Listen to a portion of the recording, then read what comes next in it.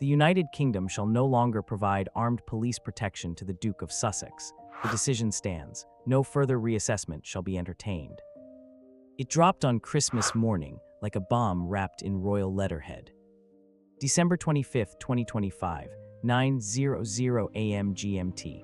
Buckingham Palace didn't whisper this one through anonymous sources or let it leak through friendly journalists. They published it. Official, final, brutal.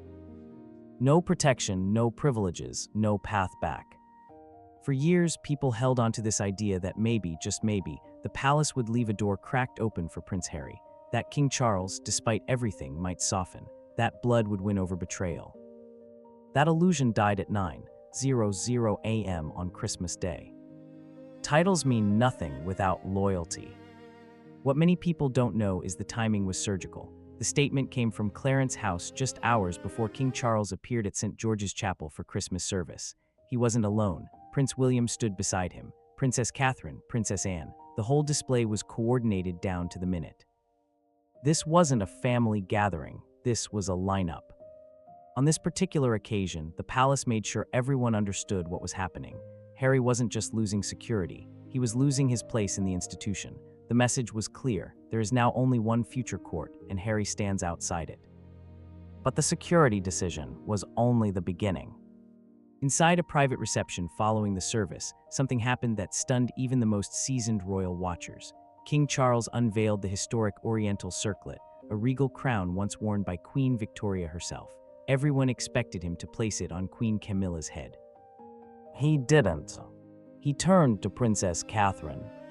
Accounts from those inside the room describe the moment as electric. Charles didn't just hand her the crown. He publicly bestowed it, with full ceremonial language, in front of the senior royals. The palace released a statement within hours.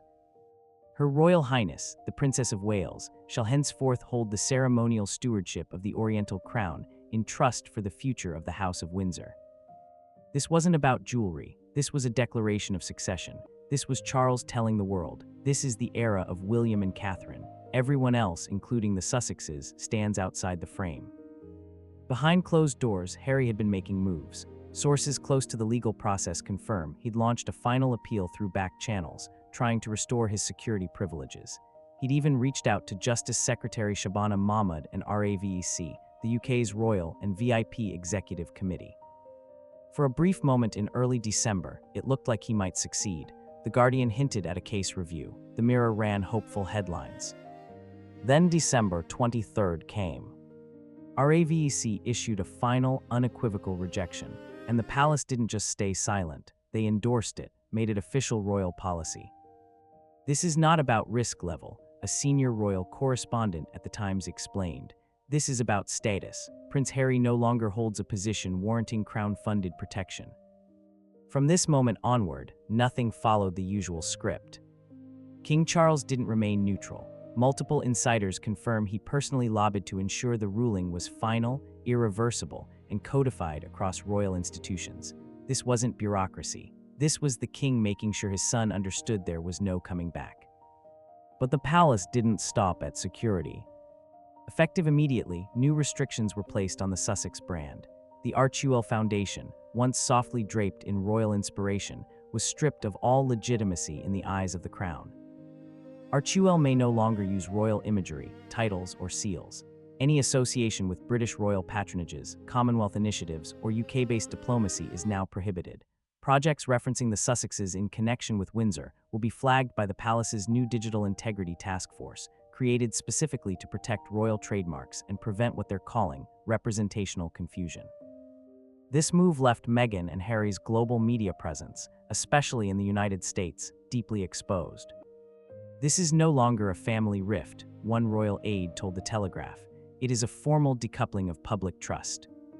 While Harry's institutional links collapsed, Princess Catherine's star only ascended.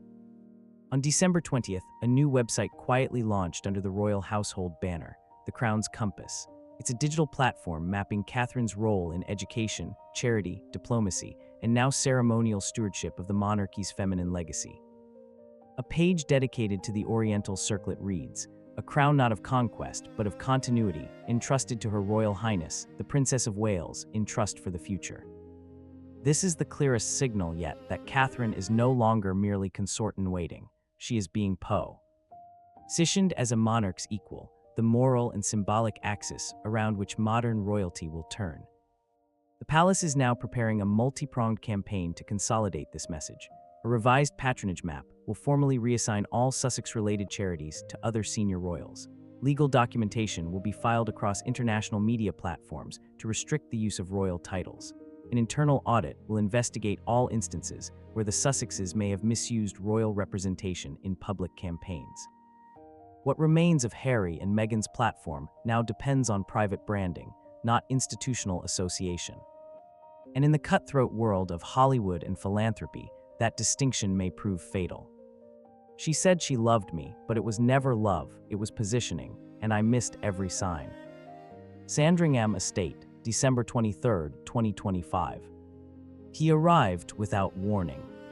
No security entourage, no Meghan, no children. Prince Harry's unannounced presence at the gates of Sandringham took the royal staff by complete surprise. But inside the Queen's old study, now Princess Anne's stewardship office, he wasn't seeking reconciliation. He was seeking answers. The man who greeted Harry wasn't a royal secretary or legal counsel. It was a figure from his mother's past, a trusted former palace officer, long retired, but still consulted by senior royals for his discretion and loyalty. Sources close to the situation quietly reveal his name has not been disclosed, but he was part of Princess Diana's personal security detail during the final 2 years of her life. And that man, calm and grave, with files in hand, told Harry the truth. For nearly 2 hours, Harry sat in stunned silence as he was shown internal memos from 2017, suggesting Meghan Markle's PR team made direct contact with tabloid editors before her engagement to Harry was confirmed. Footage of pre-marriage interviews where Meghan allegedly rehearsed narratives about racism, family rejection, and royal mistreatment months before any conflict had publicly occurred. Communications between Meghan and a former Hollywood manager, indicating she had requested positioning advice for global branding as a Duchess figure as early as mid-2016. The files also referenced off-the-record testimonies from Meghan's ex-husband, Trevor Engelson, who has reportedly agreed to share sealed documents from their divorce. Documents which include NDAs, financial clauses, and warnings about repeated public misrepresentation. Harry's face, insiders say, went completely still. Then he asked a single question. "Did my mother know?" To which the man simply replied, "She would have stopped this. That's why I had to come to you." Sources inside the palace say Harry left the meeting visibly shaken, pacing the royal gardens until midnight. He reportedly did not return calls from Meghan for 11 hours. On Christmas Eve, shortly after 10:00 a.m., Harry summoned a royal protocol officer and made a chilling request. "I want to know what protections exist if I declare Meghan mentally unfit for guardianship." It was not a declaration of war. It was the first legal precursor to a possible custody strategy. But even as Harry begins to emotionally and morally separate from Meghan, a powerful chain still binds them. A $41 million joint content contract signed in 2022 with one of Hollywood's biggest entertainment firms. Under that contract, Harry and Meghan are contractually obligated to appear together in all promotional campaigns tied to the Archewell Identity series, co-host the upcoming 2026 Global Summit on Mental Health and Leadership, and participate in live-streamed family moments every quarter for their subscribers, including scenes with Archie and Lilibet. Meghan's legal team, based in Los Angeles, has already warned Harry that any public separation, derogatory statement, or breach of appearance schedule could result in tens of millions in damages. And worse, Meghan could claim contractual parental alienation. In essence, even if Harry wants out, he has to keep playing the part, at least in public. Back in Montecito, sources claim Meghan smashed a phone, canceled a Christmas PR shoot, and locked herself in her private study for over 6 hours when she learned Harry had returned to the UK without her. But behind closed doors, she's moving fast. Meghan has called an emergency meeting with executives at several streaming and publishing firms, demanding they accelerate the release of content centered around Lilibet, including a children's book series titled Lily the Brave, a docu-feature on motherhood under scrutiny, and a controversial VR experience said to recreate Diana's final days from the perspective of her granddaughter. This isn't just brand survival, it's counteroffensive storytelling.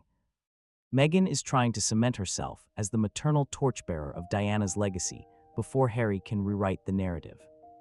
But what she doesn't know is this. Trevor Engelson is about to speak. And when he does, Meghan's carefully built image may crumble overnight. She doesn't marry men, she recruits them. This is a pattern. New York City, December 24, 2025. The meeting took less than 40 minutes, but the contents may undo nearly a decade of public perception. Trevor Engelson, Meghan Markle's ex-husband, and once a silent figure in the Sussex narrative, met with two members of the Windsor legal team under private protection in Manhattan. What he delivered wasn't just gossip. It was documentation, legally binding, notarized, and deeply incriminating. The first bombshell came in the form of a non-disclosure agreement, signed by Engelson in 2013. The NDA prohibited him from publicly discussing Meghan's personal psychological assessments during their marriage, her alleged staging of media moments for career advancement, and early drafts of a semi-autobiographical screenplay centered on a woman who marries into aristocracy and manipulates public sympathy. But now, in light of a legally compelling national interest invoked by the Windsor legal team, citing concerns for the moral and psychological well-being of two royal minors, Trevor has agreed to revoke the NDA and cooperate fully. The files also include financial logs showing Meghan commissioned a ghostwriter in 2015 to draft a memoir titled Becoming Royal: The Outsider's Path to Power, a full year before meeting Prince Harry. That brings us to the next development. Emails between Meghan and her then-agent, outlining a plan to build empathy by positioning herself as a misunderstood woman of color, to be deployed selectively during key media cycles. And a notarized document describing a social leverage strategy tied to future motherhood, including a chilling line: if married into power, motherhood must be narrated, never witnessed. Harry was reportedly given access to these files via encrypted courier on the morning of December 25th, while staying in the private guest wing of Sandringham. Within hours, he asked to meet with Princess Catherine and Princess Anne privately. Insiders say the conversation was short, quiet, and ended with only 6 words from Harry. "I want them out, both of them." When pressed for clarification, he allegedly added, "Archie and Lilibet are not props, and I will not let her use them as brand bait, not anymore." He then made a phone call to Lowe's Angels, not to Meghan, but to his entertainment lawyer, requesting an emergency legal opinion on child exploitation under commercial contracts. This triggered an internal risk review by the firm that manages the Sussex's media appearances, and by midday on December 26th, the clause that had once held Harry hostage was finally found. In the event that one party is credibly accused of exploiting shared minors for commercial gain, the non-accused party reserves the right to temporarily suspend joint appearances and seek arbitration to sever contracts without penalty. It was the first real crack in the legal chain binding Harry to Meghan. Back in California, Meghan's reaction was nothing short of volcanic.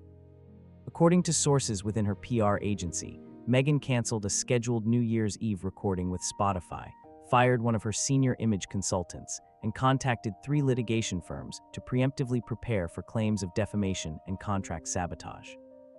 She has also reportedly begun working on a last-minute, heartfelt documentary centered on single motherhood, emotional betrayal, and being abandoned by a broken family, set to drop on January 14, 2026. But with Harry now invoking that contractual clause, the clock may run out before the cameras can even roll. At Windsor, Princess Anne is said to be quietly drawing up a 3-stage plan for Harry's reintegration and the moral reclamation of his children. Soft reinstatement: Harry appears solo at the January 6 charity forum under the royal banner, marking his first non-Sussex-affiliated event since 2020. Narrative rehabilitation: an official royal statement denouncing the commercialization of children under royal names without naming Meghan. Public reclaiming: a photo of Archie and Lilibet with King Charles and Prince William at Balmoral is being prepared, but only after legal clearance. These aren't just symbolic moves. They are calculated, constitutionally reviewed steps toward cutting Meghan out, morally, publicly, and eventually legally. Balmoral Castle, December 27, 2025, 10:22 a.m. The air in the room was cold, not because of the Scottish winter, but because of the urgency in Prince William's voice. For the first time in nearly a decade, the heirs and guardians of the crown sat down without courtiers, without PR, and without Queen Camilla. Only King Charles, Princess Anne, Prince William, and surprisingly, Duchess Sophie were present. The meeting, later dubbed the Balmoral Reset, lasted 2 hours. It had one goal: protect the next generation and define the line that cannot be crossed again. Princess Anne spoke first. Documents reviewed by the Royal Legal Office, but not yet filed in UK court, outline a provisional custody request by Prince Harry. He is seeking full legal guardianship of Archie and Lilibet while residing in the UK, a freeze on all commercial use of their names, voices, or likeness, and institutional approval for all educational, media, and security decisions involving the children while in UK territory. What changed? According to insider briefings, Harry received classified intelligence from a UK-US joint cybersecurity team showing that Princess Lilibet Diana and Princess Lily were registered as brand names in over 42 jurisdictions, including tax havens like Cyprus and the Cayman Islands. What became clear later was deeply unsettling. Meghan had been attempting to license Lilibet's name for organic skincare for toddlers, NFT children's storybooks, a Lily and Me animated television show in pre-production with a Nordic streamer, and a soft-launch clothing line already trademarked in Liechtenstein. Ironically, it was a minor incident in Rome that unraveled the web. During a charity auction hosted at the Vatican on December 20th, a children's painting titled Hope by Princess Lilibet was quietly withdrawn from sale. The reason? Vatican staff questioned how a 4-year-old could grant permission to sell work under a royal trademark. That incident triggered a reverse IP search, which exposed the network of companies Meghan quietly set up under the Archewell umbrella, many using Delaware-registered shell corporations tied to Hollywood insiders, and one European crypto investor flagged for laundering. King Charles reportedly slammed his fist on the table when shown the visual diagram of this network.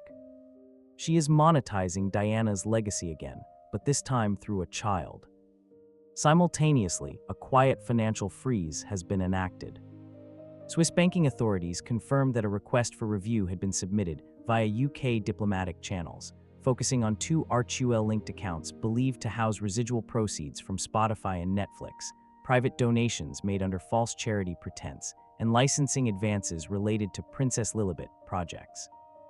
Meghan, upon learning of this, was seen boarding a private jet from Los Angeles to Zurich. Her spokesperson claimed she was visiting philanthropic partners in Europe. But the timing is damning. One British tabloid went further. She flew into Europe with a legal team, not to sign deals, but to secure what's left of her empire before it crumbles. As Meghan's financial schemes began collapsing, it was Duchess Sophie, known for her calm public image, who emerged as the monarchy's silent executor. It was Sophie who commissioned the reverse IP audit on the Lilibet brand, contacted education oversight boards to block homeschooling accreditations linked to Lily's private tutor in California, and privately reached out to Trevor Engelson to corroborate Meghan's past media manipulations involving minors. Sophie's private remark to Princess Catherine, now widely circulated, speaks volumes. This isn't about revenge. It's about safeguarding the moral spine of this institution. To counter Meghan's likely media counterattack, Kensington Palace is preparing a short film to be released on January 5, 2026. It will feature archival footage of Queen Elizabeth II reading to children, unseen moments between Catherine, Charlotte, and Lilibet at Sandringham, and a voiceover by Princess Catherine centered on the theme, "Children are not currency." No Sussex child will appear directly, but the message will be clear. By the end of the Balmoral meeting, 3 declarations were signed. The Children's Charter, barring any Windsor minor from being used in monetized media without royal consent. The Royal Guardian Doctrine, naming Princess Anne and Prince William as interim protectors of royal heirs under threat. The Windsor Reset Order, legally declaring Meghan Markle a non-affiliated public figure with no access to royal privileges, symbolism, or event participation. And in one final symbolic moment, King Charles ordered the removal of Diana's framed photo from Meghan's former dressing room in Frogmore. Legacy must be earned, not sold. As the sun dipped below the London skyline, a wave of gasps swept across the crowd outside St. Mary's Hospital. Prince Harry, clad in a dark wool coat, stepped out of a black Land Rover, alone. There was no Meghan, no entourage, no staged smiles. Instead, Harry was holding a bouquet of white lilies, a tribute to the late Queen Elizabeth II and to a Royal Children's Hospice Catherine quietly reopened just days before. It was his first official appearance under what palace aides now call the Solo Protocol. The Solo Protocol was initiated immediately after the Balmoral reset. Under this measure, Prince Harry may appear at select royal-affiliated charities only under the following conditions: no spouse or partner present, no children in attendance, no PR. Arrangements permitted by the Sussex PR team, and all speech content pre-approved by the Royal Office of External Engagement. It's about giving Harry space to reconnect with royal duty without the distractions of Meghan's media strategy, a palace source explained. Harry's visit to the hospice lasted 47 minutes. He spoke to families. He sat beside a terminally ill boy named Joseph and handed him a toy fire truck. But what captured the world's attention was the note he left at the memorial wall. To those we've lost and to those still worth fighting for, H. Barely 2 hours after Harry's quiet solo appearance, Meghan Markle's legal team filed a temporary injunction against unauthorized institutional interference in her children's branding opportunities.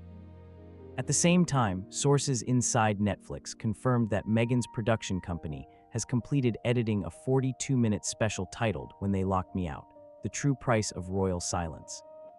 The episode, which is rumored to include staged reenactments of palace arguments, a child actress playing Lilibet, and a veiled reference to Princess Catherine's white-walled rage, has set off alarms inside Buckingham Palace. One royal aide described it as a declaration of war dressed up as a documentary. Even Netflix board members are reported to be split over the ethics of the content, with at least one senior executive calling for an internal review. On December 25th, Kensington Palace quietly released a single photo. It wasn't the usual family Christmas portrait. There was no staged tree, no choreographed smiles. It was a candid black and white image of Princess Charlotte, sitting in a high-backed chair in Windsor's East Gallery, her arms crossed, eyes locked on the camera with startling clarity.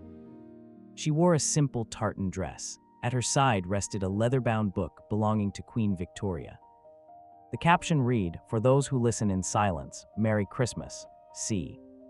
Within minutes, the image went viral.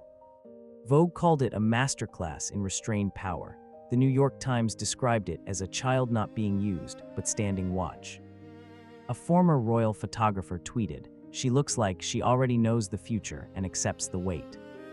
What most didn't notice was the brooch on Charlotte's collar. According to palace historians, it once belonged to Princess Margaret, a gift from Queen Elizabeth to her younger sister, symbolizing both protection and rebellion. The choice was not accidental. Multiple royal strategists confirmed that the image was part of a larger counter-programming campaign to dismantle Meghan's children as brand narrative. Instead of showing Lilibet in public or letting Archie appear in commercial ventures, the palace offered an icon of dignity, restraint, and lineage through Charlotte. "Charlotte is not performing," said one royal source. "She is present. There's a difference Meghan never understood." At exactly 8:00 p.m. GMT, Meghan Markle's controversial special, When They Locked Me Out, was released. But instead of dominating headlines, it was quickly overshadowed by international condemnation.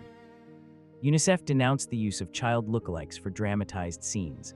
Former royal correspondents flagged factual inconsistencies. A public petition to remove the Sussex title from promotional materials surpassed 1.4 million signatures within 12 hours. In one explosive moment, Meghan claimed, "They erased Lilibet's birthright, but Charlotte gets a crown and a castle." The clip went viral, but not in her favor. One commentator wrote, "Lilibet is being used to wage a media war against a child who never asked for the spotlight. Charlotte's strength is that she never seeks it." Buckingham Palace issued a midnight decree, the final legal severing of the Sussexes from royal privileges. All financial restitution demands are now escalated to formal arbitration. All communication must proceed via legal counsel. All symbols of the crown, including titles, motifs, and crests, are banned from any commercial product or media appearance related to the Sussex brand. But it was the final clause that sparked global shock. No royal claims shall be conferred upon the children of the House of Sussex, nor shall any descendant inherit titles, privileges, or expectations beyond those afforded by common citizenship of the United Kingdom. In effect, Archie and Lilibet are now legally considered private British citizens with no connection to royal succession. King Charles III released a pre-recorded address titled A Reflection and a Blessing. For 13 minutes, the king reflected on his mother's legacy, Britain's resilience, and the crown's duty to evolve. But it was his closing paragraph that moved the nation. To Archie, wherever you are, I loved you from the moment I first held you. The door of this family does not close with anger, but with duty. One day, should you come not to ask for titles, but to understand the truth, this nation will me. Et you with quiet grace. Until then, may peace find you before pride does. The message was not addressed to Meghan, nor to Lilibet. It was a grandfather's last olive branch to a grandson lost in the fog of media, ambition, and misaligned legacy.